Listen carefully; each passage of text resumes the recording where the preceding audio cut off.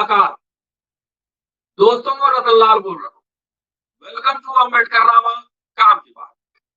आज खास मुलाकात में चर्चा है दिल्ली विश्वविद्यालय के थ्रू पूरे देश की उच्च शिक्षा के बारे में। क्या है मसला? दिल्ली विश्वविद्यालय में शिक्षक पिछले कई चरणों से कई कॉलेजेस में धरना पर बैठे हैं। 31 मार्च को संसद मार्च का आयोजन किया गया है। कई मसले हैं जो कई वर्षों से लगातार दिल्ली विश्वविद्यालय के शिक्षक संघर्षरत हैं, चाहे वो अपॉइंटमेंट का मसला हो, तमाम और से मसले हैं। न्यू एजुकेशन पॉलिसी आ गया है, नेशनल एजुकेशन पॉलिसी। इसके साथ साथ इस बार से सेंट्रल यूनिवर्सिटी एंट्रेंस टेस्ट के थ्रू बीए में छात्रों का एडमिशन होगा। ये तमाम जो पहलू है, ये तमाम न्यू एजुकेशन पॉलिसी और सेंट्रल यूनिवर्सिटी एंट्रेंस टेस्ट किसके पक्ष में, किसके विपक्ष में, किसको लाभ नहीं। इसके साथ साथ दिल्ली यूनिवर्सिटी भारत का एक बड़ा विश्वविद्यालय है और यहाँ तकरीबन दशक से ज्यादा से तकरीबन 4 से 5 हजार शिक्षक अनुमान है कि एडहॉक पढ़ा रहे हैं। एडहॉक और गेस्ट है, गेस्ट और जोड़ दे तो संख्या ज्यादा भी हो सकती है। क्या है मसला? क्यों शिक्षक आंदोलनरत हैं? अपने दोस्तों से, आप दिल्ली यूनिवर्सिटी, जिस यूनिवर्सिटी में पढ़ाता हूँ, उस यूनिवर्सिटी के दोस्तों के साथ आज इस विषय पर मैं चर्चा करने वाला हूँ। मेरे साथ जो मेहमान जुड़े हैं, पहले मैं आपसे परिचय करा।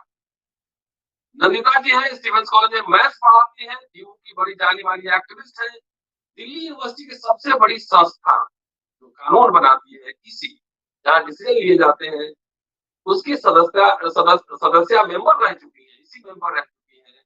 डूटा में ऑफिस में रह चुकी है, लगातार एक्टिव रहती है तमाम इस तरह के इश्यूज पे और जनवादी इश्यूज पे।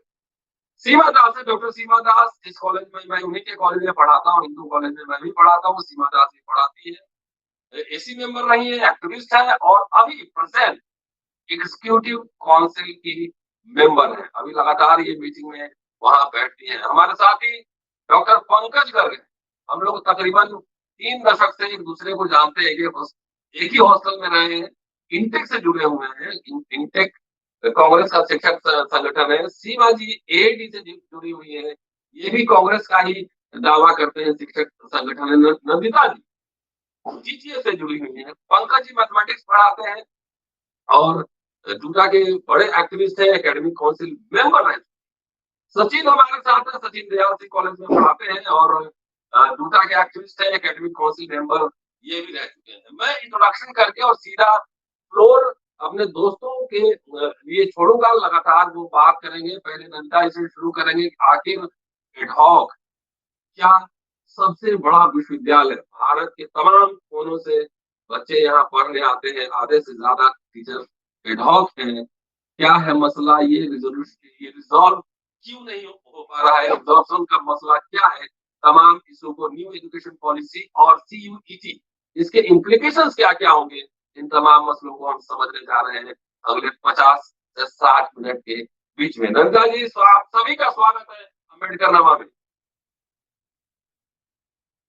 नंदिता जी अनम्यूट कीजिए।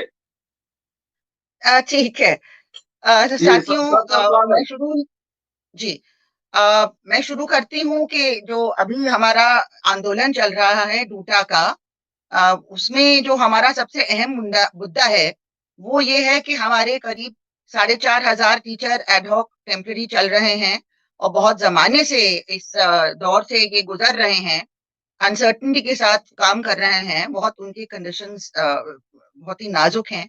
उनको किस तरह से पक्का हमें कराना है, और ये मैं आपको बता दूं, शेयर कर दूं हमारे व्यूअर्स के साथ कि हमारी यूनिवर्सिटी में करीब 10,000 टीचर हैं और 2010 से मोर और लेस कोई रिक्रूटमेंट हमारी हुई नहीं है। बहुत थोड़ी सी बीच में हुई थी 2014-15 में।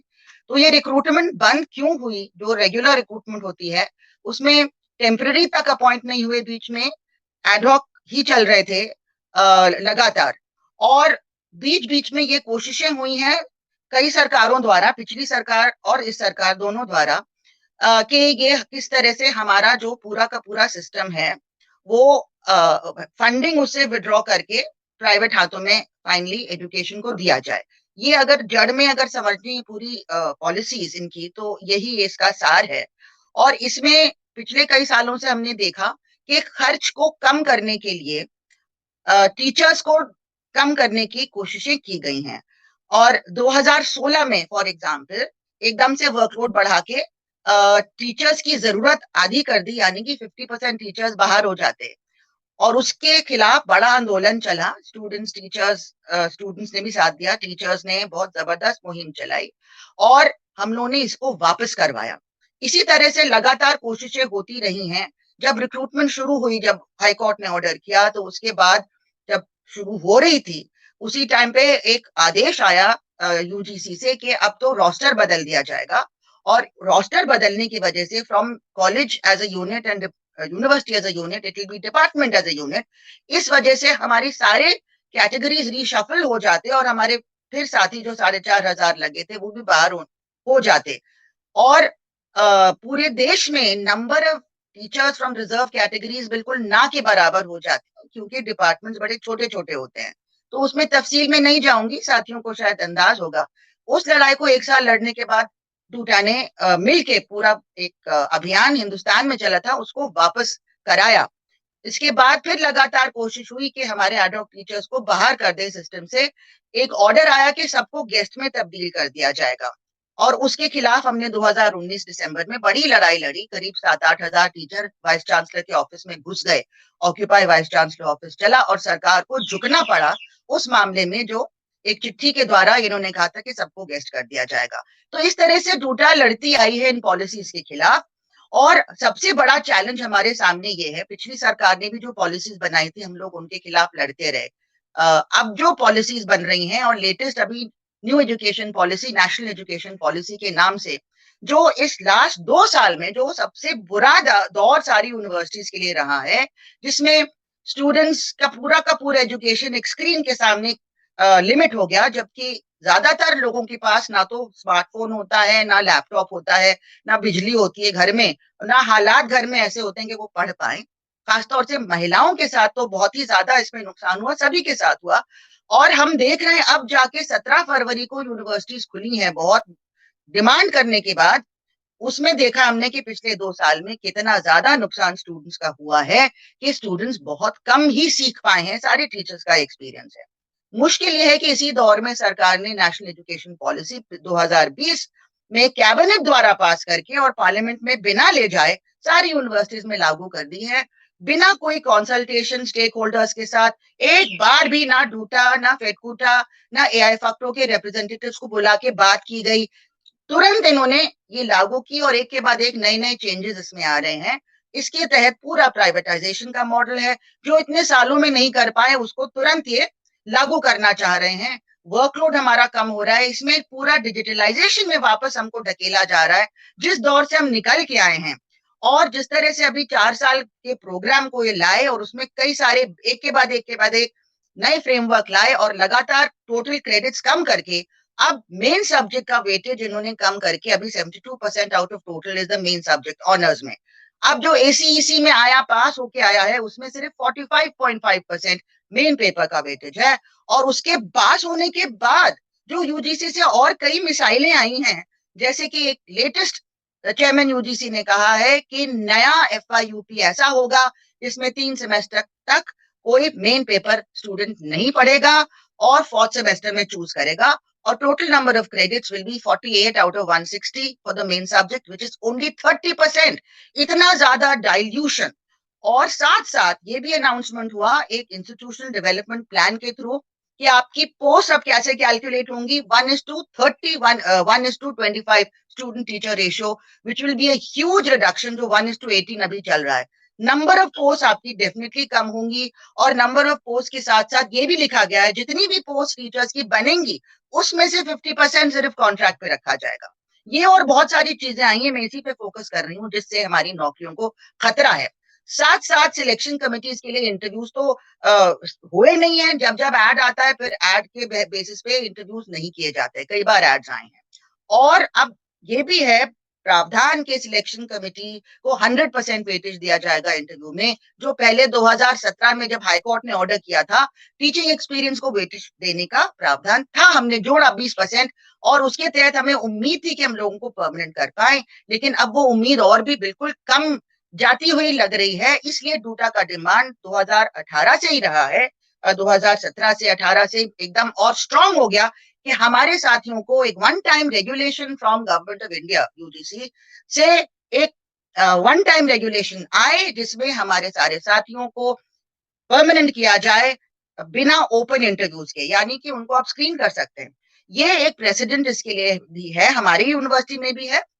और वो मैं बताना चाहूंगी 1977 में जब 11वीं से 12वीं क्लास फर्स्ट टाइम चालू हो गई थी पूरे देश में, 10+2 जब आया था, तो हमारा फर्स्ट ईयर ऑलमोस्ट टोटली खाली जा रहा था। इसलिए करीब 1000 पोस्ट हमारी जा रही थी, उसकी वजह से, वर्कलोड कम होने की वजह से। टेम्पररी टीचर्स ने बहुत जबरदस्त अभियान चलाया कुछ महीनों तक, और उसके बाद यूनिवर्सिटी को झुकना पड़ा। एक ऑर्डिनेंस 13A बनाया गया जिसके तहत सारे जितने साथी उसमें फंसे थे, 2 साल पढ़ाया हुआ था, सिलेक्शन कमेटी से आए थे, सब्सटैंटिव वैकेंसी थी, उसमें एक स्क्रीनिंग के बाद बिना इंटरव्यू के उनको एक लेटर दिया जाता। तो हम चाहते हैं कि इस तरह का कुछ बने। हालांकि यूनिवर्सिटी के पास अब वो पावर नहीं है कि यूजीसी रेगुलेशन के खिलाफ जाए। 1991 में जब नेट का सुप्रीम कोर्ट जजमेंट आया, उसके बाद ये भी तय किया सुप्रीम कोर्ट ने कि यूजीसी रेगुलेशन सारे दिल्ली यूनिवर्सिटी पे बाइंडिंग होंगे। इसीलिए हम कहते जा रहे हैं कि हमें ये सरकार से चाहिए, यूनिवर्सिटी हमको रिलीफ इसमें नहीं दे पाएगी।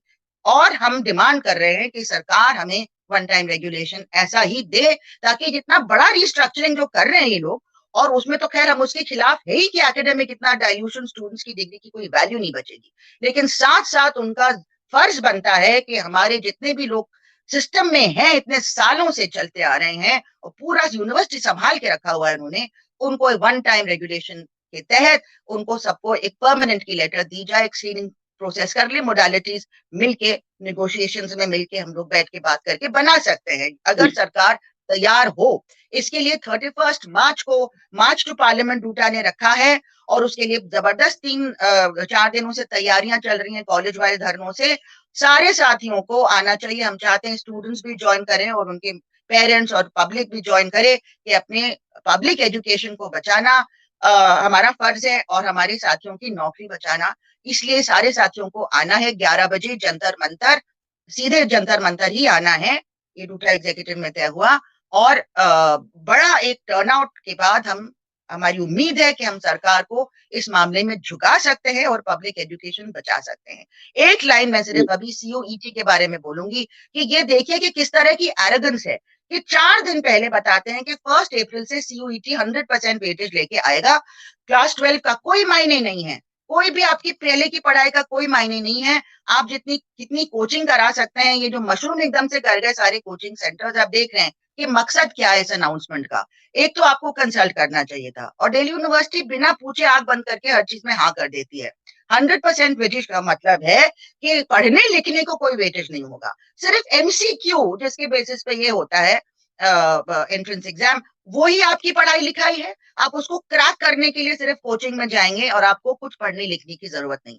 ये फाइनली हम इस तरह की पॉलिसी को लाके हम अपने स्कूल एजुकेशन को भी बर्बाद कर रहे हैं। कोचिंग सेंटर्स मशरूम करेंगे, पैसा बनाएंगे, और हमारे मेरी नजरों में कोई क्रेडिबिलिटी नहीं है। कौन सी ये प्राइवेट एजेंसी है जो कंडक्ट करेंगी, क्या क्रेडिबिलिटी की, हमें क्या मालूम कि वहां पैसा देके लोग अपना रिजल्ट नहीं निकलवाएंगे, हमें कोई क्रेडिबिलिटी नहीं है। बोर्ड्स इवन दो अलग अलग बोर्ड्स होते हैं, उनकी ट्राइड एंड टेस्टेड एक क्रेडिबिलिटी ओवर द इयर्स है, और उसमें अगर नॉर्मलाइजेशन हम कोशिश करते हैं ताकि अलग अलग स्टैंडर्ड्स को हम नॉर्मलाइज करके फिर एडमिशन करते हैं, हमने कोशिश भी नहीं की, हमने सीधे ये सीयूटी हम ले आए। इसका मतलब नियत कुछ और है। दुनिया भर में एडमिशन होते हैं, सारे बच्चे एक बोर्ड से नहीं आते हैं, अलग अलग देश अलग अलग बोर्ड से आते हैं, तो कुछ ना कुछ नॉर्मलाइजेशन हर यूनिवर्सिटी करके उनका एडमिशन करती है, हमेशा एंट्रेंस टेस्ट तो नहीं होता। तो this is something I want to end with, this is also a very anti people move, anti-education move, and it will destroy school education as well. इसीलिए हमें इन पॉलिसीज के खिलाफ लड़ना है सर। Thank you very much. Pankaj ji unmute कीजिए। पंकज जी आप तो छात्र जीवन से ही डूरा चला रहे थे, दिल्ली यूनिवर्सिटी रिसर्चर एसोसिएशन लगातार आप संघर्ष में रहे हैं।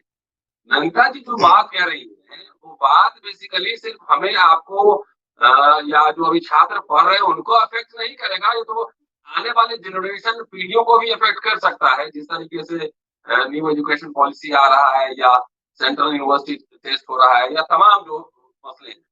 और लार्जली मेरी समझ में जो बात आई है कि ये पॉलिटिकल मसला है। यूनिवर्सिटी की जो ऑटोनॉमी पहले होती थी, वो ऑटोनॉमी अब उस तरह से नहीं है, पॉलिटिकल मसला है। क्यों ये मुद्दा पार्लियामेंट में नहीं बन पा रहा है? पार्लियामेंट में पहले ज्वाइंट पार्लियामेंट्री कमेटी होती थी, उसमें डिस्कशन होता था, ओपोजिशन मुद्दा बनाता था। नेशनल एजुकेशन पॉलिसी नाम से आया है और कोई राष्ट्रीय विमर्श नहीं है, इसका कोई ओपोजिशन से भी उस तरह से आवाज नहीं आ रहा है। ऐसा क्यों है पंकज जी? थोड़ा आप समझाएंगे विस्तार से? देखिए, ऐसा है कि रतन लाल जी, जहां से नंदिता मैडम ने छोड़ा है मैं वहीं से शुरुआत करूंगा। जी। बेसिकली पिछले 4 साल से दिल्ली विश्वविद्यालय में जब जब राष्ट्रपति या उपराष्ट्रपति, जो हमारे चांसलर हैं, उन्होंने विजिट किया, एचआरडी मिनिस्टर ने विजिट किया, तब तब उन्होंने ये आश्वासन दिया कि अगले 6 महीने के अंदर हम जो है, जो हमारे 4,500 पोस्टें हैं, 4,500 शिक्षक हैं, वो उनको जो है हम परमानेंट कर देंगे। लेकिन उसके बावजूद भी पिछले 10 साल के अंदर केवल कुछ फ्यू वैकेंसीज को छोड़ के अपॉइंटमेंट्स नहीं हुए। और अभी रिसेंटली पार्लियामेंट में 2 मेंबर ऑफ पार्लियामेंट ने क्वेश्चन रेज किया ऑन अपॉइंटमेंट्स। दोनों में ये लिखा है कि क्योंकि 2018 के रेगुलेशंस में कहीं पे भी जिक्र नहीं है एब्जॉर्प्शन का, तो हम लोग जो है इसको जो है कंसिडर नहीं कर सकते। लेकिन साथ साथ एक चीज हम जो मानते हैं कि अगर रेगुलेशंस आते हैं तो उसके साथ साथ अमेंडमेंट्स भी आती हैं।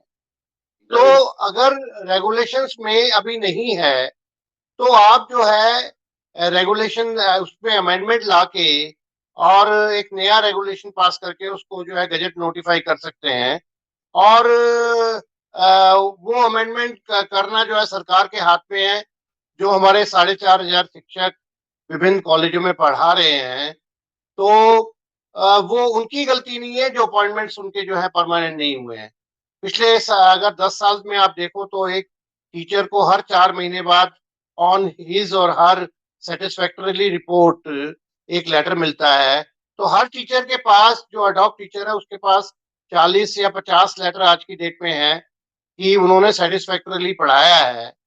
तो उनकी उनकी उनकी उनकी गलती के बिना उनको ये सजा दी जा रही है कि वो जो है जो फैसिलिटीज हैं जो परमानेंट टीचर्स को मिलता है, चाहे वो चाइल्ड केयर लीव हो, चाहे वो आपका एनुअल इंक्रीमेंट हो, चाहे वो आपका एलटीसी हो, चाहे वो आपका मेडिकल रिइंबर्समेंट हो, इस तरह की फैसिलिटी। अभी कोरोना में हमने देखा कि हमारे कई जो है डॉग साथी, क्योंकि मेडिकल रिइंबर्समेंट फैसिलिटी नहीं थी और उन्होंने बहुत जबरदस्त सफर किया, क्योंकि उनको हॉस्पिटल्स में जो उनका खर्चा आया उसका रिइंबर्समेंट अलाउड नहीं था, या हॉस्पिटल्स क्योंकि उनके पास जो है मेडिकल रिइंबर्समेंट का प्रोविजन नहीं था, या वो उनके पास कार्ड नहीं था, मेडिकल कार्ड नहीं था, तो उनको हॉस्पिटल्स में एडमिशन नहीं मिलता था। और टाइम एंड अगेन, जैसा नंदिता जी ने बोला कि टाइम एंड अगेन बीच बीच में सरकार की एक कोशिश रही कि किसी तरह से ये 4,500 वैकेंसीज को खत्म कर दिया जाए। जैसे 2016 में जो थर्ड अमेंडमेंट आया था, जैसे 2019 में जो आपका 28 अगस्त का लेटर था, ये दोनों लेटर से कोशिश की गई कि ये जो आपकी 4,500 वैकेंसीज हैं ये खत्म की जाए और जो है वर्कलोड जो है जो प्रेजेंट परमानेंट टीचर्स है उसमें डिस्ट्रीब्यूट कर दिया जाए और स्टूडेंट्स को वही पढ़ाए, वर्कलोड बढ़ा दिया जाए।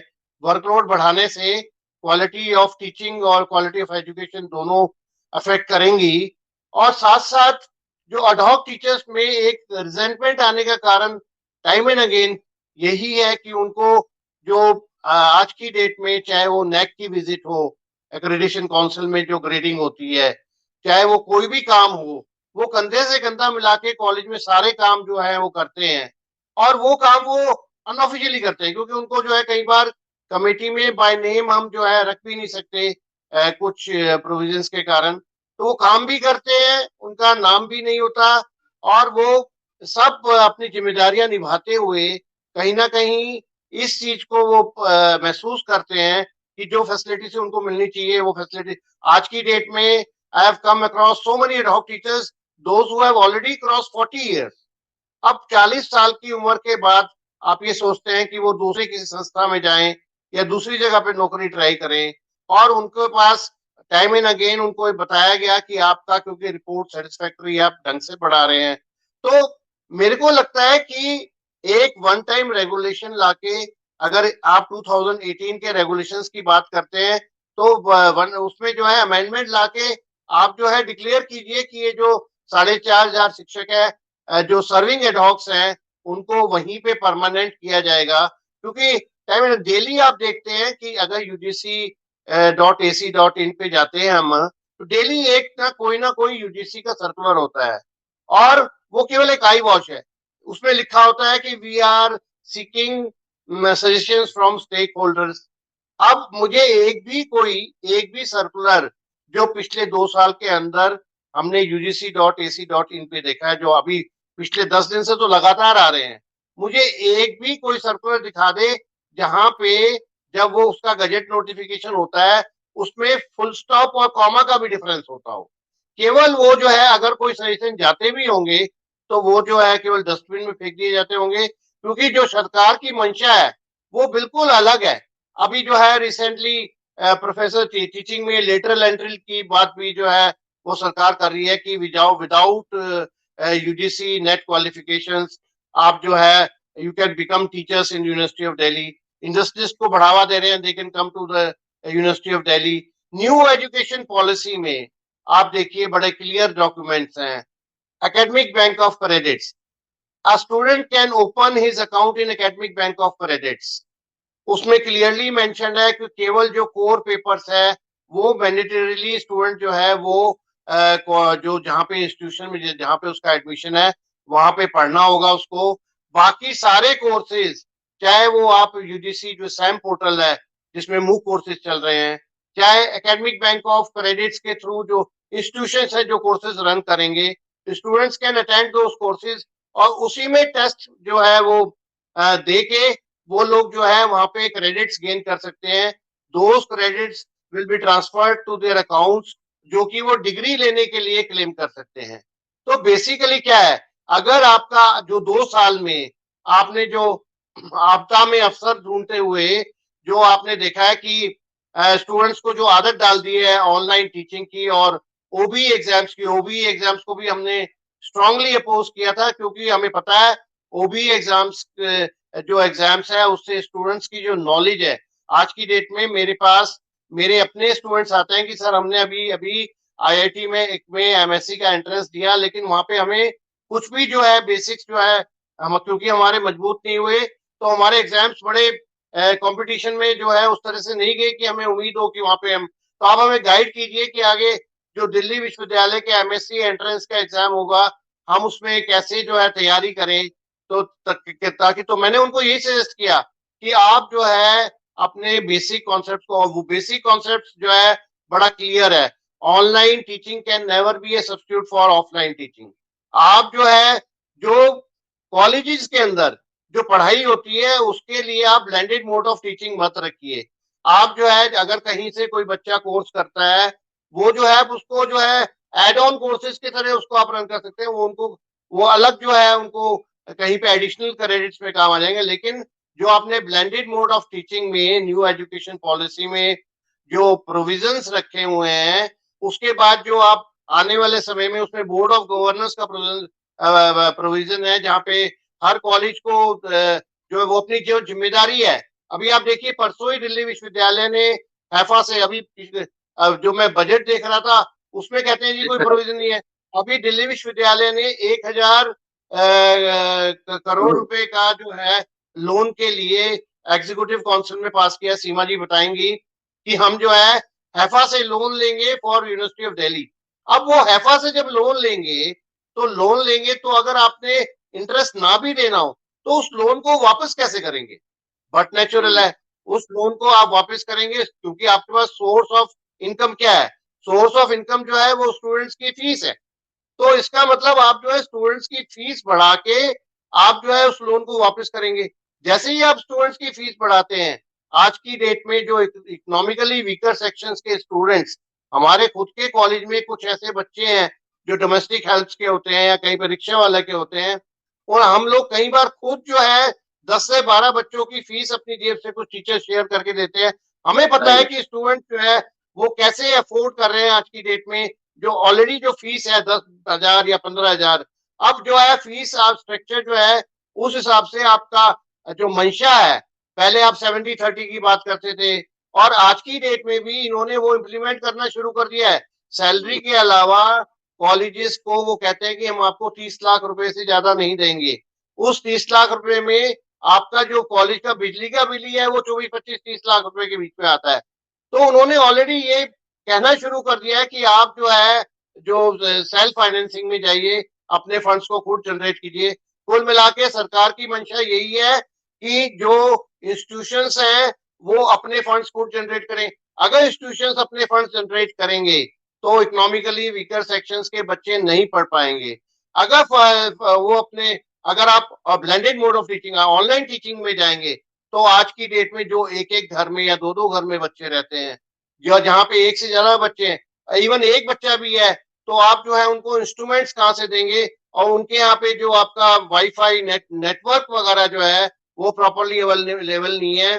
पिछले 2 साल में आई नो ड्यूरिंग कोरोना मेरे कई स्टूडेंट्स ने मुझे फोन करके बताया कि हम जो है सर क्लासेस अटेंड इसलिए नहीं कर पा रहे कि हमारे घर पे नेटवर्क नहीं है, हमें खेतों में जाके जो है क्लास अटेंड करनी पड़ती है, या हमारे घर पे जो है गर्ल्स स्टूडेंट्स कई बार मुझे बताती हैं कि सर मदर या फादर बोलते हैं कि यार पहले आप जो है अपने भाई को जो है उसको पढ़ने दो, तुम्हारे लिए इंस्ट्रूमेंट नहीं है। तो इसको जो सबसे ज्यादा अफेक्ट करेगा, मुझे लगता है गर्ल्स स्टूडेंट्स को भी इससे बड़ा जबरदस्त जो है नेगेटिव इफेक्ट पड़ेगा उनकी एजुकेशन पे। आप जो है नया स्ट्रक्चर लेके आए, उसमें क्रेडिट्स कम कर रहे हैं, कोर पेपर कम कर रहे हैं, बढ़ा रहे हैं, रोज जो है नया एक स्ट्रक्चर ले आते हैं आप, फिर दोबारा से यूनिवर्सिटी उस पर वर्क करती है। कुल मिला के आपका एम ये है कि दिल्ली विश्वविद्यालय में इस तरह के जो प्रोविजंस हैं वो लाए जाएं, और ऐसे प्रोविजंस अगर लाए गए तो बट नेचुरल एजुकेशन को जो है वो रुइन करेंगे। और मुझे लगता है कि धीरे धीरे, जैसे नंदिता जी ने कहा कि भी आप जो है पहले जो इसकी कमेटी की रिपोर्ट है, जिस कमेटी ने CUET रिकमेंड किया सेंट्रल यूनिवर्सिटी एंट्रेंस टेस्ट, एक तो उससे आपने सीबीएसई को रिडेंडेंट कर दिया। सीबीएसई के मार्क्स की कोई वेटेज नहीं रहेगी। मल्टीपल चॉइस क्वेश्चन से अब उसमें आप थर्ड सेक्शन देखो तो उसमें जो है आपका करंट अफेयर्स जो है आपके क्वेश्चन जो है मैथमेटिकल एबिलिटी, तो इन क्वेश्चंस का अगर किसी ने हिस्ट्री में ऑनर्स करना है, वो अगर वो कहते हैं कि अगर ये सेक्शन के बेस पे भी कॉलेजेस अपनी वेटेज रख सकते हैं, उसमें कट ऑफ रख सकते हैं। तो अगर वो किसी बच्चे ने political science honours, history honours, economics honours करना है, तो उसमें उसमें इन सबका रोल कहाँ पे है? आप कंपटीशन के लिए तैयारी करवा रहे हैं बच्चों को, या उनको सब्जेक्ट की आगे उनको नॉलेज लेनी है उसकी तैयारी करवा रहे हो? डोमेन में भी आपको 6 सब्जेक्ट चूज कर रहे हैं। अब ये CUET से जो बच्चों की जो चॉइसेस है, एक तो वो लिमिटेड हो जाएंगी।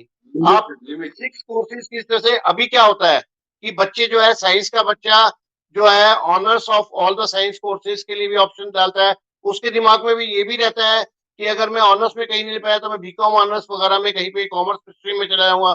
उसके पास ये भी ऑप्शन रहता है किसी आर्ट्स के जो है अच्छे सब्जेक्ट में ऑनर्स में एडमिशन ले लूंगा।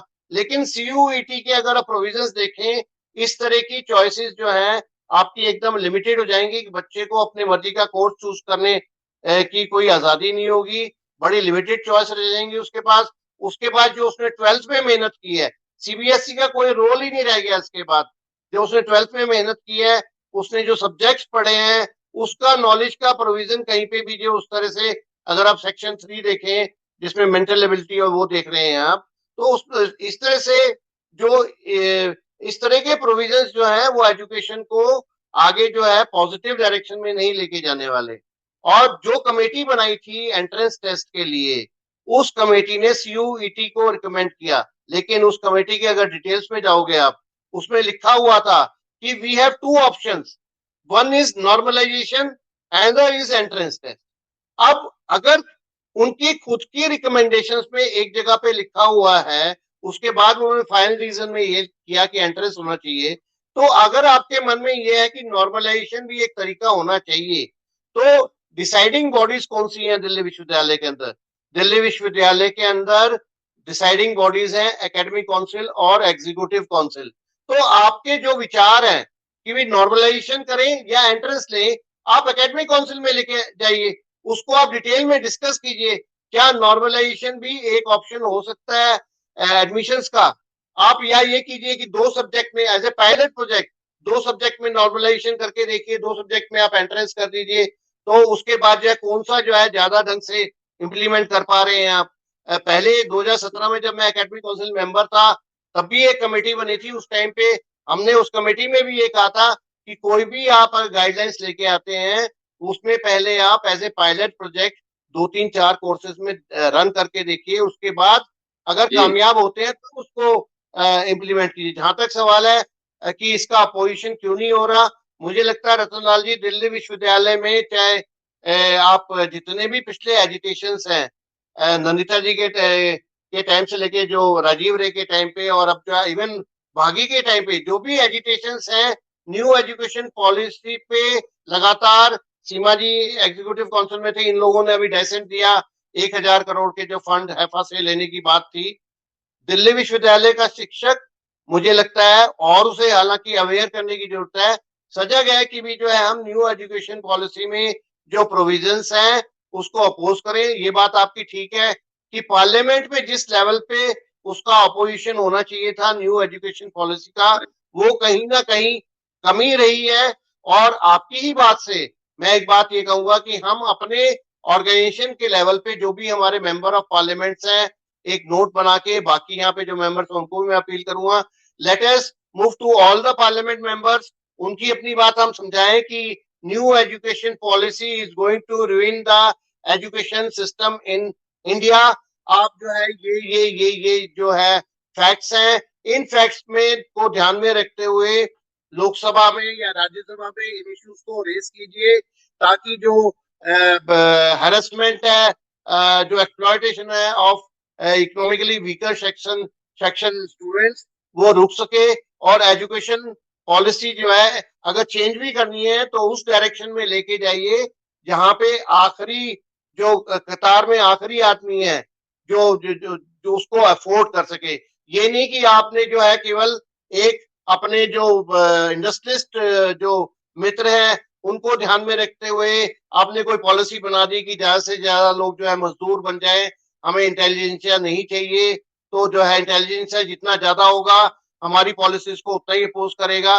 तो आप ऐसी पॉलिसी मत बनाइए जिससे आपकी मंशा ये हो कि देश में ज्यादा से ज्यादा मजदूर पैदा हो, जिससे कि हमारे जो इंडस्ट्रियलिस्ट भाई हैं उनको फायदा मिले। आप जो है एजुकेशन में ऐसी पॉलिसी लेके आइए जो भी पढ़ना चाहे वो इसलिए जो है पढ़ाई को ना रोके कि उसके पास जो है फाइनेंसिस की कमी है। तो इसीलिए मुझे लगता है कि एनईपी में कुछ रिफॉर्म्स की जरूरत है, विच इज वेरी इंपॉर्टेंट। और डूटा जो है, डूटा में टाइम टू टाइम इस पे बात होती रहती है और मुझे उम्मीद है कि इस चीज को लेकर हम आगे बढ़ेंगे। Thank you. भागी जी को मैंने इनवाइट किया था, शायद कहीं बिजी है। मैंने कल मेरी बात हुई थी, मैंने कहा था कि भागी जी डूटा के प्रेसिडेंट है के भागी, प्रोफेसर के भागी, उनको मैंने इनवाइट किया था, लेकिन किसी कारणवश शायद वो ज्वाइन नहीं कर पा रहे हैं। सचिन, नंदिता जी और पंकज जी ने जो बातें कही हैं बहुत ही सीरियस बातें कही हैं, और जो न्यू एजुकेशन पॉलिसी है इसका एक larger serious implication nation wide होने वाला है। उसकी दिशा दशा क्या होगी इसका असेसमेंट तो अभी होगा, 10 साल बाद पता लगेगा। हमने कुछ वर्षों में देखा है कि सरकारें ऐसा नहीं कि झुकती नहीं है, झुकती हैं। अगर ये पॉलिटिकल क्वेश्चन है तो ये पॉलिटिकली ही इसको रिजॉल्व किया जाएगा। और मैं एक दिन प्रेस क्लब में था, मनोज झा हमारे मित्र हैं, हम सबके मित्र हैं, उन्होंने कहा कि अब संसद में कुछ नहीं हो रहा है, सड़क से ही कुछ बात बने।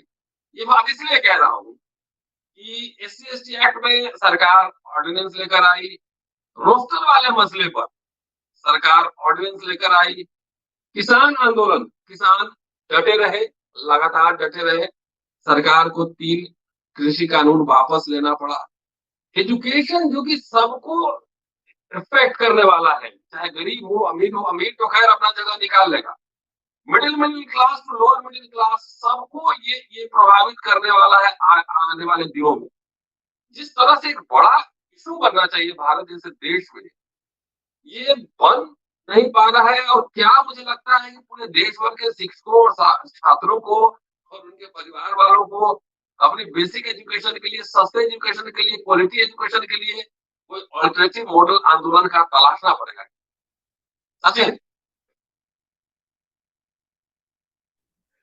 Hello, I hope I am audible. Yes, You're absolutely right. yes. You're absolutely right, but we may have to look a little beyond like whatever we have already discussed. क्योंकि I'm not very confident of my Hindi, but I will try to speak in Hindi as well. तो हमारा दावा है कि हम विश्व गुरु है। NEP का डॉक्यूमेंट आप देख लीजिए, एनईपी का डॉक्यूमेंट में रिसर्च के लिए खुद गवर्नमेंट कबूल कर रहा है कि हमारा जो स्पेंडिंग है वो 0.69% है। मतलब एनईपी का डॉक्यूमेंट के अंदर ये लिखा है 0.69% इंडिया रिसर्च के लिए स्पेंड कर रहा है, जबकि मतलब रिसर्च के लिए छोटे से छोटे देश, वो साउथ कोरिया हो या बड़े से बड़े देश जो है वो मतलब 2.5% या मतलब 8% तक स्पेंड करता है। और लेकिन उसके बाद हम बोलते हैं कि हम तो विश्व गुरु है। देखिए, ये पॉलिसी डॉक्यूमेंट और प्रैक्टिस में जो पॉलिसी इंप्लीमेंटेशन है, उन दोनों के बीच में भी ये प्रॉब्लम है। लेकिन पंकज भाई भी बोला, रतन भाई भी बोला कि मामला जो है मतलब वो नंदिता जी भी पहले उसी की तरफ इशारा कर रहे थे, मामला जो है वो पॉलिटिकल है। Instead of deepening of democracy, we have seen a casualization of democracy. आप देखिए हमारे एजुकेशन सेक्टर में ऑल आउट अटैक हो रहा है। वो सिर्फ हायर एजुकेशन, हम चारों पांचों लोग जो है हायर एजुकेशन में, कॉलेज एजुकेशन में, यूनिवर्सिटी एजुकेशन में भाग लेने वाला लोग है, लेकिन हमको पता है कि इसका रिपरकशंस जो है वो स्कूल एजुकेशन में भी होगा। वो हर तरह का मतलब एजुकेशनल सिस्टम को ये अटैक कर रहा है। कैसे कर रहा है? देखिए, अभी हमारे यहाँ पे सारे लोग बोल रहे हैं कि 10,000 टीचर्स है और 4,500 या पार्लियामेंट के हिसाब से 4,263 आई थिंक 4,263 एडहॉक टीचर काम कर रहा है। लेकिन उसका सच्चाई क्या है? अभी 1:18 वाला रेशियो पे 148 क्रेडिट्स इन 3 इयर्स में हम ये कैलकुलेट कर रहे हैं। लेकिन सच्चाई ये भी है कि हमारे यूनिवर्सिटी में हर जगह पे मतलब 2,000 या 3,000 गेस्ट टीचर भी ऑलरेडी काम कर रहा। तो actual number of teachers Delhi university में अगर आप देखा जाए तो 13,000 के करीब या 15,000 के करीब है। ये सच्चाई छुपा के रखा है। हम भी कभी कभी वो गेस्ट टीचर के बारे में बोलने में हम लोग भी थोड़ा पीछे हो जाता है, लेकिन सच्चाई यही है कि अभी भी टीचर का डिमांड जो है वर्कलोड के हिसाब से और करेक्ट टीचर स्टूडेंट रेशियो के हिसाब से, मैं आपको बता दूं, ideal teacher student ratio educationist के हिसाब से अगर बोलोगे तो वो 1:8 या 1:9 और 1 <10 बोलते हैं। अब हमारे यहाँ पे तो 9-8 के जगह पे 18 चल रहा है और पॉलिसी तो आज लेके आ रहे हैं वो 1:25 कर रहा है। तो इसमें प्राइवेटाइजेशन के जो दौर है जो कांग्रेस की सरकारों ने किया, वो अब बीजेपी सरकार जो कर रहा है वो क्यों मतलब ऐसा attack, all out attack education sector में कर रहा है? इसका मतलब क्लियर पॉलिटिकल अंडरस्टैंडिंग होना चाहिए। दोनों जो राष्ट्रीय धारा है वो क्लियरली मतलब प्रो प्राइवेटाइजेशन है, लेकिन आपको ये भी देखना पड़ेगा 2014 के बाद इस मतलब राइट विंग मतलब सरकार की टाइम पे जो सबसे ज्यादा चैलेंज ऑफ कोर्स किसान आंदोलन ने उनको दिया, लेकिन सबसे पहला चैलेंज जो है वो कैंपसों ने दिया। वो कैंपस में जो प्रोग्रेसिव एडमिशन पॉलिसी या रिजर्वेशन के तहत जो लोग आ रहे थे, जो लोग नए नए आ रहे थे, जिन लोगों को शिक्षा से वंचित करके रखा था मतलब पीढ़ियों तक, वो जब मतलब पॉलिसी के तहत कैंपस में घुसने लगे और सवाल पूछने लगे सवाल तो सत्ता से पूछता है, सवाल तो सत्तागिरी को मतलब चैलेंज करता है। तो उसमें जब मतलब ये सवाल पूछने लगे तो सारा जो आंदोलन जो है यूनिवर्सिटी कैंपसेस में शुरुआत किया, और इस गवर्नमेंट को वो बहुत मिर्चा लगा और तीखा लगा, और उनको क्लैम्प डाउन करने के लिए ये कोई कॉन्स्पिरेसी थियरी नहीं है, लेकिन उसका पॉलिसी डॉक्यूमेंट का आप अध्ययन करोगे तो क्लियरली दिखा मतलब देख सकते हैं, क्लियरली समझ सकते हैं इनका ऑल आउट अटैक जो है शिक्षा का एक इमांसिपेटरी प्रोजेक्ट है, जो अंबेडकर ने रियलाइज किया, बहुत सारे लोगों ने रियलाइज किया, वो इमांसिपेटरी प्रोजेक्ट को खत्म करने की पॉलिसी बना रहे हैं ये सरकार। और इसीलिए हमको इसका पुरजोर विरोध भी करना पड़ेगा, लेकिन जब विरोध करते हैं हमको ये सारा चीज का एक होलिस्टिक पर्सपेक्टिव भी लेना पड़ेगा। अगर हम बोले कि सिर्फ 4250 टीचर को अभी नौकरी देने की बात है, वो बात सही नहीं रहेगा। एक्चुअली यहाँ पे 15 मतलब मेरे रफ कैलकुलेशन है, जो मेरा कॉलेज है दयाल सिंह कॉलेज, यहाँ पे 260 टीचर है, उसमें से 99 जो टीचर्स है वो एडहॉक है, और कॉलेज अथॉरिटीज के हिसाब से वर्कलोड है तब भी गेस्ट टीचर्स का कैपिंग रखा है 55 पे। तो 250 में 55 गेस्ट टीचर पढ़ा रहे, तो हर 10,000 में तो मतलब 1/5 2000 के ऊपर ही होना चाहिए। दो मैथमेटिशियंस हमारे सामने हैं, तो वो लोग बेटर उसका नंबर्स पकड़ पाएंगे। बट अगर 250 में 50 टीचर्स गेस्ट पढ़ा रहे तो 1/5 है, और 10,000 में तो मिनिमम 2,000 से ज्यादा गेस्ट टीचर भी है। और मैं आपको ऑनेस्टली बता रहा हूं, यहाँ पे दयाल सिंह कॉलेज में जो वर्कलोड है वो 250 फुल टाइम टीचर और उसके बाद जो है 50 गेस्ट से नहीं भरा जा रहा है। ऐसा बहुत सारा क्लासेस है जहां पे 5 क्लास लेना है वहां पे 3 क्लास अलॉट हो रहा है, या 2 क्लास अलॉट हो रहा है, जहां पे 4 क्लास है वहां पे 2 क्लास हो रहा है, ऐसा भी चल रहा है। तो full realisation of workload will have a totally different picture and it should have employment guarantee। क्या हो रहा है पिछले 10 साल से दिल्ली यूनिवर्सिटी को तो एजुकेशन का लेबोरेटरी बना गया, और गलत तरीके का लेबोरेटरी बनाया गया। सेमेस्टर सिस्टम से लेके FIUP का पहला अवतार से लेके अभी का अवतार तक, या UGCF जो है मतलब UGCF वाला करिकुलम फ्रेमवर्क है वो लेके CBCS के तहत ये सब जो आया, ना क्वालिटी एजुकेशन ना अफोर्डेबल एजुकेशन का इंटरेस्ट को प्रोटेक्ट किया, ना quality in life for life and livelihood for people who are engaged in the sector वो गारंटी किया। तो इसीलिए हमारे सामने जो चुनौती है वो एब्जॉर्प्शन का नाम से वो पूरा नहीं होगा। मैं तो अपना पोजीशन तो हर बार बताता हूं, और इसलिए मैं बताना जरूरी समझ रहा हूं, 4250 टीचर की सही नियुक्ति की बात है, और शायद 6500 टीचर की सही नियुक्ति की बात है। अभी जो दिल्ली यूनिवर्सिटी का जो क्राइसिस हमारे सामने जो चुनौती रख रहा है, सही नियुक्ति का मतलब क्या है?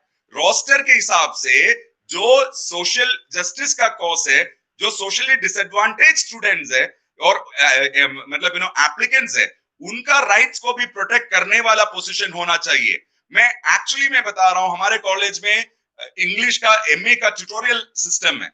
जो स्टूडेंट मेरे सामने आ रहा है, specially ST student, scheduled tribe से जो स्टूडेंट मेरे क्लास में MA में पहुंच रहा है दयाल सिंह कॉलेज में, मेरे को लगता है कि EWS रिजर्वेशन और अभी का जो हालात देखे सारे टीचरों को पहले उनसे माफी मांगना चाहिए, ये बोल के कि आप पढ़ रहे हैं, लेकिन ये पढ़ने के बाद आपका कैटेगरी में जो लेजिटिमेट पोस्ट आपको मिलना चाहिए उसका गारंटी हम नहीं दे सकते, क्योंकि इतना जॉब कट हो रहा है। लेकिन जॉब कट सबसे पहले अफेक्ट करता है सोशली मार्जिनलाइज ग्रुप का।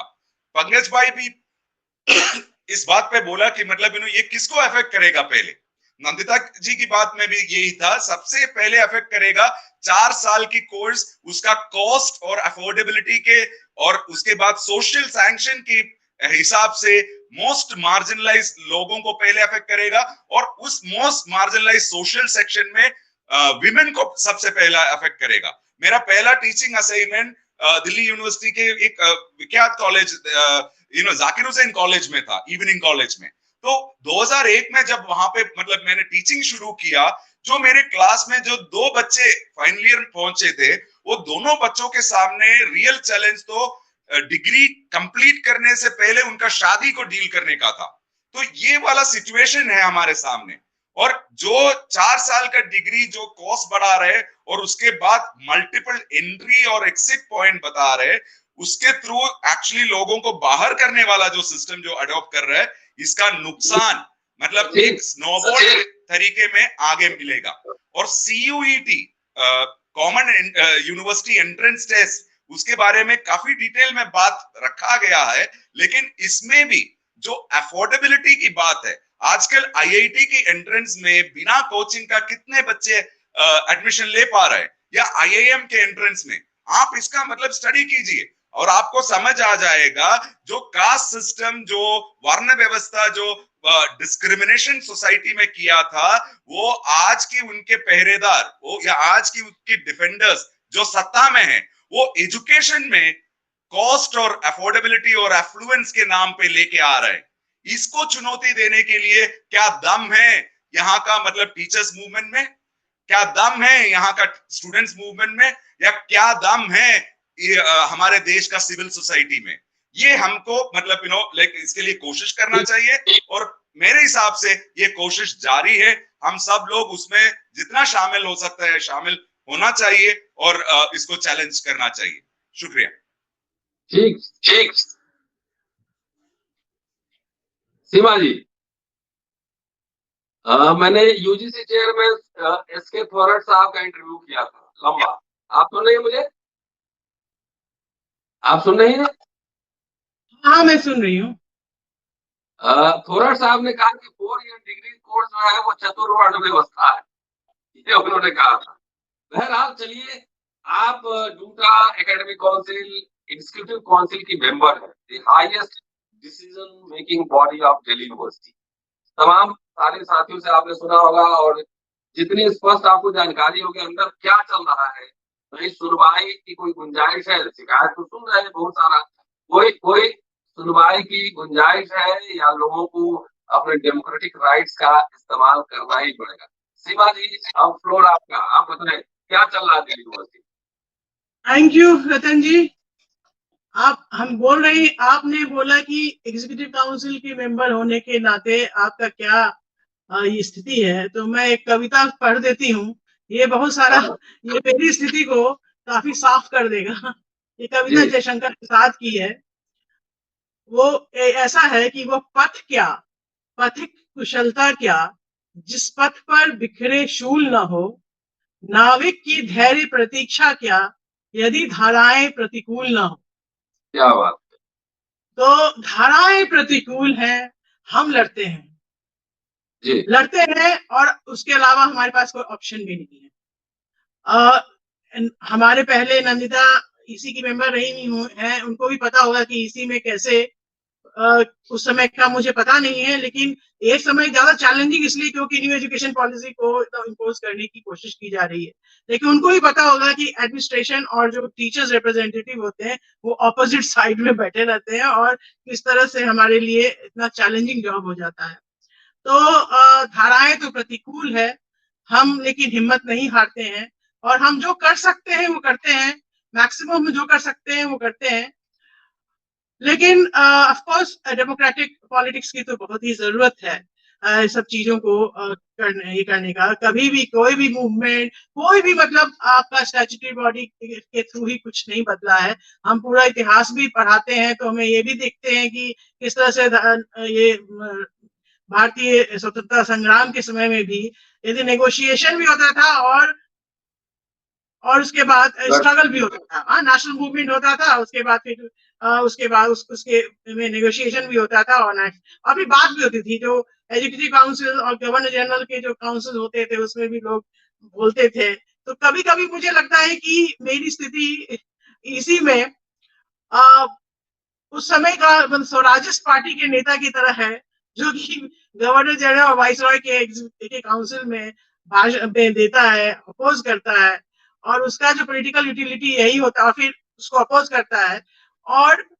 उसको डाइसेंट भी यहाँ देते हैं, उस समय डाइसेंट का उसमें नहीं होगा वो ऑप्शन। और उसके बाद फिर ये जो हम लिखते हैं और जब बताते हैं तो हमारी ट्रेड यूनियन बॉडी उसको बढ़ाएगी, और बढ़ाएगी तो दोनों के मिलान से ही कुछ चेंजेस आ सकते हैं, क्योंकि हम काफी स्लो हैं अपने अपने तरफ से ट्रांसफॉर्मेशन करने में, और उधर सरकार बहुत क्विक है, बहुत ही क्विकली, बहुत ही तेजी से वो एक के बाद एक जो है वो हमारे ऊपर लादे जा रही है। दिल्ली यूनिवर्सिटी के मैं कॉन्टेक्स्ट में ज्यादा बोलना चाहती हूँ। ये सब कहने के बाद, ये सब भूमिका बनाने के बाद मैं कुछ पॉइंट्स पे बात करूंगी और कोशिश करूंगी कि वो चीज ना बोलूं जो कि पहले बोला जा चुका है, रिपीट ना करूं। सब लोग जानते हैं कि एब्जॉर्प्शन कितना इंपॉर्टेंट है और क्यों इंपॉर्टेंट है, और उसके लिए एक मूवमेंट खड़ा करना कितना इंपॉर्टेंट है। और नंदिता ने तो कह भी दिया कि किस तरह से 1991 के बाद ये काफी क्लियर हो गया है कि यूजीसी रेगुलेशन जो है वो कितना हावी और बाइंडिंग होता है इस पे। तो जो पहले हम 77 सोच रहे थे और उसके लिए काफी कोशिश कर रहे हैं और कमिटी बनाने के लिए काफी दबाव दे रहे हैं एब्जॉर्प्शन के लिए ईसी मीटिंग में, लेकिन अभी तक उस दिशा में कोई भी कॉन्क्रीट कदम नहीं हुआ है। हाँ, बहुत सारी चीजें जो है एडहॉक साथियों के साथ जो ये थी, जो कि उनको मिलना चाहिए था, जो उनका लेजिटिमेट राइट था, वो सब छोटे जो चीज है वो सब उनको मिल रहे हैं, but that is not sufficient. Major तो है कि उनका परमानेंट कैसे हो जाए। परमानेंट आज के दिन में 4 to 6 7 टीचर जो है वो एक ही तरह से हो सकते हैं, वो है एब्जॉर्प्शन। और ये आज एक संवेद स्वर बन चुका है। सब ग्रुप अब उसके लिए एकदम एकजुट होकर लड़ रहे हैं, और जिस तरह का पॉलिटिकल एटमॉस्फेयर और पॉलिटिकल कॉन्टेक्स्ट आने वाला है, तो उसमें मुझे लगता है, इस इलेक्शन में मीन कर रही हूँ, मुझे लगता है कि यदि इसको सही में ईमानदारी से चलाया जाए तो इस आंदोलन को हम एक आध साल में सफलता के काम पर ले आएंगे। ये मेरा, मैं काफी पॉजिटिव रहती हूँ, इसमें भी मैं बहुत काफी पॉजिटिव हूँ, और हमें कंसिस्टेंसी इसमें दिखाना चाहिए। देखिए, दो तीन चीजों की मुझे लगता है कि आपके प्लेटफॉर्म के माध्यम से लोगों के बीच पहुंचना चाहिए। वो है जो एनईपी के जो कंपोनेंट्स हैं, और वो मुझे लगता है कि जो बहुत ही मतलब जल्दबाजी में उसको इम्पोज किया जा रहा है, वो एक उसमें बहुत इंपॉर्टेंट है, वो है यूजीसीएफ, जिस तरह से उसको इम्पोज किया गया है, और जिस तरह से उसमें उसके जो स्ट्रक्चर है उस पे सिलेबस बनाने की तैयारियां हो रही हैं। और ये जो डिपार्टमेंट में जो हेड्स हैं और जो टीचर्स हैं, और आज मैं अपने कॉलेज में, हिंदू कॉलेज में मैं सुन रही थी, and I was really very happy जब टीचर्स डिबेट कर रहे हैं कि इसका क्या कैसे होगा, ये कैसे, जिस तरह का यूजीसीएफ आ गया 4 क्रेडिट पॉइंट के साथ, उसमें 3+1 और फिर साइंस वाली भी पढ़ाएंगे, किस तरह से पढ़ाएंगे, किस तरह से कोर्स बनाएंगे। सभी हेड कह रहे हैं कि 50% के आसपास हम कोर्स को हटाना पड़ेगा, कोर्स कंटेंट को हटाना पड़ेगा, सिलेबस में से हटाना पड़ेगा। और ये जो टीचर्स, अब कॉमन टीचर्स आपस में डिबेट कर रहे हैं, जो कि एसोसिएटेड है अभी सिलेबस मेकिंग से जा रहे हैं डिपार्टमेंट में, और आपस में जो बात कर रहे हैं, तो उससे मुझे काफी थोड़ी उम्मीद जगी है कि कुछ चेंजेस इसमें लाया जा सकता है। नहीं तो दिल्ली यूनिवर्सिटी जो अपने ऑनर्स कोर्स के लिए पूरे इंडिया में जाना जाता था, जिसके कारण रतन जी आप भी, क्योंकि हम लोग यहाँ के रहने वाले नहीं हैं, हम लोग तो बाहर के रहने वाले हैं, नंदिता आप लोग होंगी यहीं दिल्ली के ही में बॉर्न एंड ब्रॉट अप हुई होंगी, हम लोग दिल्ली के रहने वाले नहीं हैं, बाहर से हैं। और 12th क्लास के बाद हम यहाँ इसलिए आए क्योंकि यहाँ का ऑनर्स कोर्स के बारे में पूरा था, सब जगह ये काफी मशहूर था, और इसके स्टैंडर्ड इतने हाई थे, जो सब बात करते थे, हमारे आसपास जितने लोग थे बात करते थे, तो कितनी लड़ाई झगड़े करके उस समय हम आए यहाँ पे और इस हॉस्टल में रह के पढ़े। हमारे जैसे तमाम और भी स्टूडेंट्स होंगे उसके बाद भी, और अभी भी जो आ रहे हैं 100%ers सब जो प्रेफर कर रहे हैं कि हम दिल्ली यूनिवर्सिटी में आके उसका ऑनर्स कोर्स पढ़ें, क्योंकि उससे उनका फाउंडेशन बनेगा, लाइफ में आगे बढ़ेंगे। उस ऑनर्स कोर्स का जो तहस नहस हो रहा है, ये मेरी समझ से आज के दिन में वो बहुत ही गंभीर बात है, और टीचर्स इसको नहीं रोक सके, टीचर्स इसको रेजिस्ट नहीं करेंगे। और लेकिन मैं आई एम श्योर कि 6 महीने के बाद हम लोग सब जानेंगे कि हम क्या कर रहे हैं, क्या पढ़ा रहे हैं, दिल्ली यूनिवर्सिटी को पढ़ा रहे हैं, पॉलिटेक्निक को पढ़ा रहे हैं, ये समझ में नहीं, ये सब समझ में आएगा। उसके बाद और भी जो कंपोनेंट जो सब लोगों ने बात कर दिया है, वो उसका भी इम्पैक्ट धीरे धीरे आएगा। ये जो इंट्रोडक्शन हो रहा है स्टेप बाय स्टेप, एक स्वीट पॉइजनिंग की तरह मुझे दिख रहा है, एक के बाद एक के बाद एक। इसका इम्पैक्ट तुरंत नहीं दिखता है, लेकिन धीरे धीरे सारा दिखेगा, और जब टीचर वो आगाह होंगे तब तक में डैमेज खत्म हो गया, डैमेज लग चुका होगा। इसीलिए अभी अभी समय है कि सभी टीचर जो है इस यूजीसीएफ के लिए तो सोचे। इसमें एसईसी कर दिया, एईसी, आप देखिए 2-2 क्रेडिट का कोर्स, 4-4 क्रेडिट का कोर्स है, और इसमें क्या पढ़ाएंगे? इंग्लिश 30% है, उसका रिड्यूस कर दिया गया, मतलब उसका वर्कलोड तो गया ही है। उसके वर्कलोड के साथ साथ सबसे जो इम्पोर्टेंट और सबसे जो सिग्निफिकेंट डैमेज जो हमारे यूजी प्रोग्राम में हुआ है वो है ये 4 क्रेडिट कोर्स का आना, इसके कोर्स कंटेंट का डाइल्यूट होना, दिल्ली यूनिवर्सिटी का एकेडमिक स्टैंडर्ड का डाइल्यूट होना, ये बहुत ही गंभीर मुझे लगता है विषय। और इस पे हम तो इस बार भी जब कभी मुझे मौका मिलता है मैं तो इसको आवाज उठाती हूँ, दिल से उठाती हूँ, क्योंकि मुझे I am really very much emotional about it. I hope कि others they are also in fact coming to know कि क्या डैमेज हो चुका है। तो आज आपके प्लेटफॉर्म के माध्यम से मैं ये बात तो जरूर बताना चाहूंगी, आई होप कि इसका रैशनलाइज किया जाएगा, और ये फाइनल नहीं है। आई होप कि इसके क्रेडिट पे को विचार किया जाएगा, लेकिन यूजीसी उधर से आती है यूनिफॉर्मिटी के साथ। 45 सेंट्रल यूनिवर्सिटी में सारे एक ही तरह का कोर्स करिकुलम होगा, एक ही तरह का क्रेडिट पॉइंट होगा, क्योंकि तब तो एक्सचेंज हो सकेगा। जो एसीबी और सब सारे जो क्रेडिट और एमई वगैरह है, जो मल्टीपल एग्जिट एंड एंट्री जो प्रोग्राम है, इनका सफल हो पाएगा। सेंट्रल यूनिवर्सिटी से एक सेंट्रल यूनिवर्सिटी से दूसरे सेंट्रल यूनिवर्सिटी में ट्रांसफर होना, तो ये जो इधर एक यूनिफॉर्मिटी, एक तरीके का करिकुलम, एक तरह का जो सारा चीज जो हमारी जो इंडिया यूनिटी इन डाइवर्सिटी के लिए फेमस था, अब हम देख रहे हैं यूनिटी इन यूनिटी ही। तो ये काफी मतलब कंसर्न होने की बात है, और लोगों को सचेत होने की बात है। और दिल्ली यूनिवर्सिटी के टीचर्स इस पे जब इफेक्ट अभी सोच ले और डिबेट कर रहे हैं और इस पे इसकी दिशा में कुछ कर सकते हैं, तो मैं उसके लिए मैं आज मतलब अपील भी कर रही हूँ एक तरह से आपके प्लेटफॉर्म का इस्तेमाल करके। आई होप कि आपके प्लेटफॉर्म से बहुत सारे दिल्ली यूनिवर्सिटी के टीचर जुड़े हुए हैं और वो ये सुन रहे होंगे, तो इस पे बहुत, और मुझे विश्वास है कि इसको रैशनलाइज हम कर सकते हैं। क्योंकि देखिए एक चीज मैंने देख लिया है, एक चीज आप एक तो इम्पोज और बुलडोज हो जाए, आप कहिए कि बुलडोज ही हो गया, अब बुलडोज हो गया उसको हम ढोते रहेंगे, या उसको हम कुछ जो भी हम एक्सट्रैक्ट कर सकते हैं उसको ठीक करा सकते हैं। मुझे लगता है कि उस दिशा में हमें बिल्कुल सतत रहना चाहिए, और रहना चाहिए बचाने के लिए। दूसरा जो अभी CUET, ये भी आपका उसी पॉलिसी के तहत है।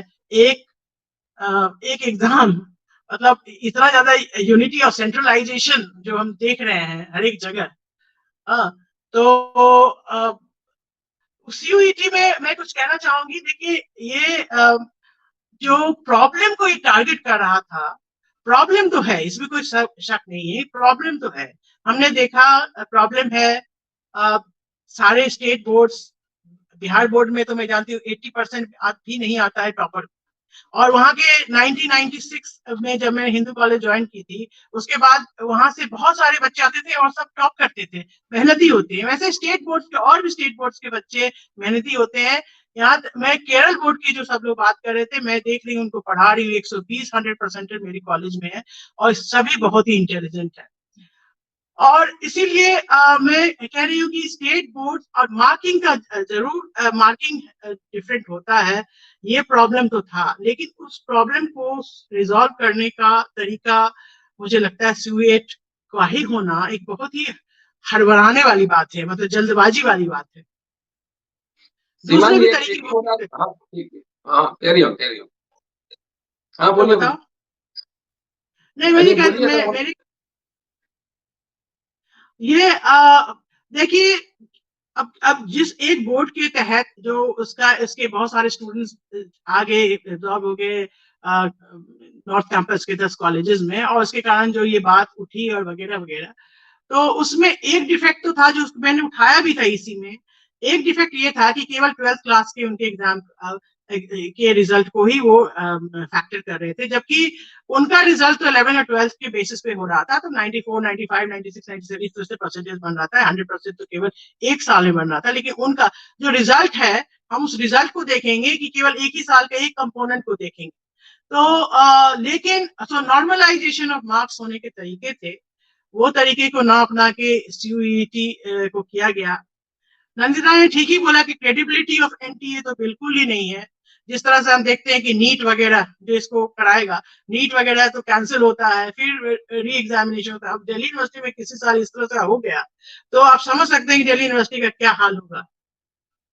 तो और स्कूल एजुकेशन का तो रेलेवेंस ही खत्म कर दिया है। लेकिन इसमें मैं एक चीज, कल्चर ऑफ कोचिंग शुरू कर, ये तो शुरू हो गया है, सब लोग देख ही रहे हैं। बड़े बड़े शार्क्स जो है कोचिंग इंडस्ट्री के, वो अब इसमें उतर पड़े हैं। तो कमर्शियल उनका ही प्रॉफिट है, उनका बहुत ज्यादा प्रॉफिट है। आईसीटी, यहाँ पे जो डिजिटल डिवाइड है, उसके कारण भी सीयूईटी मुझे लगता है कि उन लोगों को एक्सक्लूड करेगा जो कि डिजिटल डिवाइड के साइड में है, जो जिनके पास ये सुविधाएं उपलब्ध नहीं है। हम अपने ही कॉलेज में देख रहे थे एक बार, इस बार एडमिशन के समय में, वो राजस्थान की एक लड़की थी, वो अपना अपलोड नहीं कर पा रही थी मार्कशीट, क्योंकि उसे पता नहीं था। वो अपना वेट कर रही थी अपने भाई को के आने का, कि वो आएगा तो उसका सारा चीज कर देगा ऑनलाइन। तो बहुत सारे हमारे बच्चे, जो कि मैं हिंदू कॉलेज की बात कर रही हूँ, और आप समझ सकते हैं कि जो कॉलेजेस जैसे भगनी देविता कॉलेज, वहाँ के नजफगढ़ के बच्चे आते हैं और वगैरह, और बहुत सारे बच्चों को जो कंप्यूटर की लिटरेसी नहीं है, और तो वो आईसीटी कंप्यूटर बेस्ड जो है टेस्ट, उसमें वो जो उनके सबके लिए कंपलसरी कर दिया गया है। तो इससे तो उनका एक्सक्लूजन होगा ही होगा, इसमें कोई शक ही नहीं है। तो इसके बहुत सारे इसके प्रॉब्लम्स हैं सीयूईटी में, और बेस्ट तरीका बिल्कुल ही नहीं है। जो भी प्रॉब्लम था और दिल्ली यूनिवर्सिटी के एडमिशन मार्क्स को लेके एडमिशन के लिए, उसके लिए CUET was not a solution according to me, और हमने इसके अगेंस्ट में लाइसेंस भी दिया है इसी में। लेकिन अब क्योंकि हो सकता है कि रतन जी आपके प्लेटफॉर्म से बहुत सारे पेरेंट्स भी देख रहे होंगे, और जिनको बहुत ही एंजाइटी होगा कि इस बार क्या होगा, स्पेशली कि कि जो साइंस वाले बच्चे हैं, जो साइंस पढ़े हैं, वो आर्ट्स में जा सकते हैं कि नहीं, दूसरे इसमें जा सकते हैं। तो उसके कारण मैं थोड़ा सा क्लैरिटी कह देना चाहती हूँ। ये जो एग्जामिनेशन जिस पैटर्न पे हुआ है, इसमें 3 सेक्शन है, और पहला जो सेक्शन है वो लैंग्वेज का है, इंक्लूडिंग इंग्लिश लैंग्वेज, और दूसरा जो वो कंपलसरी है। दूसरा सेक्शन जो है 27 सब्जेक्ट्स का है, B1, और B2 जो है वो B2 fine arts related subject हैं, और जो 27 डोमेन सब्जेक्ट्स हैं, उसमें साइंस के सारे सब्जेक्ट्स हैं, और फिर आर्ट्स के भी सब्जेक्ट हैं, ह्यूमैनिटीज, सोशल साइंसेज वगैरह के सब्जेक्ट हैं। और सेक्शन 3 जो है उसमें करंट इवेंट्स और कुछ लैंग्वेजेस है, जो कि 8 शेड्यूल में है, और जो इसमें नहीं है, जो फर्स्ट सेक्शन में नहीं है। और लेकिन सेक्शन 3 जो है वो दैट्स नॉट कंपलसरी। वो केवल 1-2 कोर्स, स्पेशलाइज्ड कोर्स के लिए वो सेक्शन 3 का एग्जाम देना कंपलसरी है। इसलिए mental ability, current event, that's not compulsory at all if one wants to go for honours degree in pol science, history और physics, chemistry, biology etcetera etcetera. तो इसके लिए वो नहीं है। ये मैं पेरेंट्स के लिए कह रही हूँ। ये भी बहुत सारे एसी में बहुत सारे मेंबर्स और ईसी जो लड़ाई किया, उसको ध्यान में देके इस तरह से कैंडिडेट फ्रेंडली टाइप ऑफ ये बना है। तो सेक्शन 2 में डोमेन है B1 में साइंस के सब्जेक्ट्स भी हैं, सोशल साइंस के सब्जेक्ट्स भी, ह्यूमैनिटी, सबके सब्जेक्ट्स हैं। इसमें से आपको तीन ही सब्जेक्ट का मार्क्स रिक्वायर्ड है। तो आप यदि फिजिक्स, केमिस्ट्री, बायोलॉजी, मैथ भी का मार्क्स ले लें, टेस्ट ले लें, या नहीं तो फिजिक्स, नहीं तो हिस्ट्री, ज्योग्राफी, और history, geography, pol science, sociology, किसी के अप टू मैक्सिमम 6 सब्जेक्ट आप ले सकते हैं, लेकिन 3 का रिक्वायर्ड है। और प्लस अब B2 का जो फाइन आर्ट्स का कोर्सेज है और म्यूजिक के कोर्सेज है, उसमें से एक ले सकते हैं, और B1 के 2 ले सकते हैं सब्जेक्ट्स, और दोनों को मिला के जो आपके और फर्स्ट सेक्शन और सेकंड सेक्शन के जो आपके जो मार्क्स जुड़ेंगे, जो मार्क्स आएंगे, उस मार्क्स के बेसिस वही आपका मार्क्स होगा, परसेंटाइल भी निकाला जाएगा। और ये सब लोगों ने लड़ाई किया है, ये सब आया है। और उसके बाद फिर उसके बेसिस पे आपका डिसाइड किया जाएगा पॉइंट्स, कितने आपके मार्क्स आए हैं इस टेस्ट में। सेक्शन 3 जो है that's not compulsory at all. और इसीलिए जब आप B1 में, जो कि साइंस भी है, आर्ट्स के सब्जेक्ट भी है, इसलिए B1 में आप साइंस वाले 3 सब्जेक्ट्स पे ही एग्जाम लिखिए। लेकिन आप चाहिए तो आर्ट्स के सब्जेक्ट में आप जा सकते हैं। इसीलिए वो इंटरचेंजेबिलिटी जो हमें बहुत ही डाउटफुल था, वो डाउट इसलिए मैं दूर करना चाहती हूँ, क्योंकि ये चीज पास जो हुआ है उसमें इंटरचेंजेबिलिटी का कोई प्रॉब्लम नहीं है। पहले जैसे होता था वैसे ही होगा। राधे पहले तो मार्क्स डिडक्ट कर लिया जाता था, इस बार डिडक्ट नहीं किया जाएगा, इसमें डिडक्ट नहीं किया जाएगा। 31 तारीख को क्या नमता जी फाइनल वर्ड्स पंकज जी? अरे मेरे को और बोलने दो, एब्जॉर्प्शन तो मैंने बोला ही नहीं। अच्छा हाँ बोलूं 2-3 लाइन तो मैं बोली। हाँ फिर यस जो एनईपी के जो इतने सारे जो प्रॉब्लम्स हो रहे हैं उसके इसमें एनईपी के से जो वर्कलोड का क्राइसिस होने वाला है, सब कुछ होने वाला है, उसका एक ही मैं कह रही थी, एक ही उपाय हमें लग रहा है कि कैसे ये 4 to 6 7 टीचर्स का परमानेंट हो जाए। और इसके लिए एब्जॉर्प्शन एक मात्र तरीका लगता है। उसके लिए डूटा प्रयास प्रयत्नरत है और एब्जॉर्प्शन हम इसलिए मोबिलाइजेशन हो रहा है, सब जगह धरना वगैरह और सब हो रहा है। और इंशाअल्लाह एब्जॉर्प्शन हम लेके रहेंगे इस बार। Thank you. चलिए नमिता जी, पंकज जी, क्या final word? Final word sir ऐसा है कि 31 तारीख का जो हमारा सब मिलके लड़ेंगे। कौन बोलेगा? हाँ, जो सब मिलके लड़ेंगे, सब अपनी कोशिशें यूनाइट होके करेंगे तो जरूर नतीजा निकलेगा। 31 मार्च को सारे साथियों को जंतर मंतर 11 बजे पहुंचना है। No classes after 10 AM। And remember कि आपकी जो लड़ाई है अपने हक के लिए और हमारे स्टूडेंट्स के हक के लिए, इसमें हमें जनता को जोड़ना है और एक सिस्टम जिसमें इसको स्टूडेंट सेंट्रिक के नाम से टीचर को बाहर करने का पूरा प्लान है। इस टीचर को इक्वेशन से ही बाहर कर दो, डिजिटलाइजेशन कर दो पूरा, और उससे एजुकेशन का कोई रिश्ता नहीं होता है। एजुकेशन एक सोशल प्रोसेस होता है, एक ह्यूमन प्रोसेस होता है। और इन 2 सालों में सारे स्टूडेंट्स, उनके माँ बाप, सब लोग ये समझ चुके हैं कि टीचर को आप इक्वेशन से बाहर नहीं, teacher integral to the education process. ये हमें अब अपनी आवाज उठानी है और जनता को अपने साथ करना। और जैसे सीमा ने कहा, इंशाल्लाह हम जरूर सक्सेसफुल होंगे इसमें। Thank you. Pankaj ji sir ऐसा ही है, वही बात है कि जब कोई भी लड़ाई हम मिलके लड़ते हैं, 2016-19 का बहुत बड़ा एग्जाम्पल, जब 7 से 8 हजार टीचर सड़कों पे था, और 2019 में तो वाइस चांसलर ऑफिस को भी कब्जा कर लिया था हम लोगों ने। और जब हम मिलके लड़ेंगे तो सरकार जो है वो घुटनों पे आती है। और जैसे बाकी समस्याओं का समाधान टाइम टू टाइम हुआ है, किसान आंदोलन में भी सरकार को झुकना पड़ा। जैसे जैसे हमारा जितना नंबर बढ़ेगा, मेरी सभी साथियों से आपके माध्यम से अपील है कि 31 तारीख को ज्यादा से ज्यादा संख्या में जनता मंतर पहुंचे, और अगर हम मिलके सब लोग लड़ेंगे तो पक्का जीतेंगे। धन्यवाद। चलिए, अम्बेडकर नामा वहां रहेगा, मैं भी रहूंगा। दोस्तों, ये new education policy Delhi university में तकरीबन 4,500 टीचर्स की रेगुलराइजेशन का जो मसला है, सबसे बड़ा डिबेट, सबसे लंबा डिबेट आप अम्बेडकर नामा पे सुन रहे हैं। बहुत सारी समस्याएं हैं रेगुलराइजेशन के साथ। रोस्टर को कैसे रिकंसाइल किया जाए, कैसे एडजस्ट किया जाएगा, उसमें ईडब्ल्यूएस, एसटी, एसटी, ओबीसी तमाम मसले हैं, वो कैसे होगा वो सॉर्ट आउट करना है। लेकिन ये एक बहुत जरूरी मसला है कि इतनी बड़ी यूनिवर्सिटी कैसे एडहॉक और गेस्ट टीचर के बल पर चल सकता है। नंबर 1। नंबर 2, विश्वविद्यालय प्रोडक्शन ऑफ नॉलेज के सेंटर होते हैं। Knowledge is power. ये विश्वविद्यालय बच्चों को मशीन बनाने के सेंटर नहीं होते, क्रिटिकल माइंड, क्वेश्चन करने वाले माइंड डेवलप करने के सेंटर होते हैं। अगर कोई भी पॉलिसी आज ऐसी आती है, उसका इम्प्लीकेशन आपको 10 साल 20 साल बाद दिखेगा। ये सिर्फ दिल्ली यूनिवर्सिटी या जेएनयू के टीचर्स का मसला नहीं है, किसी सेंट्रल यूनिवर्सिटी के सिर्फ उनका मसला नहीं है, क्योंकि एजुकेशन सोसाइटी एट लार्ज सबको इफेक्ट करता है। और सीमा जी ने कहा 424 रुपए दे के हम लोगों ने बीए पढ़ाई की थी उस जमाने में, और हॉस्टल में 700 रुपए देकर मानसरोवर और जूबली हॉल में हम लोग रह के 1 महीना भर पढ़ते थे। तो एजुकेशन सस्ता होना चाहिए, सबके लिए होना चाहिए। इसलिए अगर आज की स्थिति में होते तो शायद मैं दिल्ली विश्वविद्यालय में नहीं पढ़ सकता था। इसलिए ये सबके लिए सस्ता और सुलभ होना चाहिए।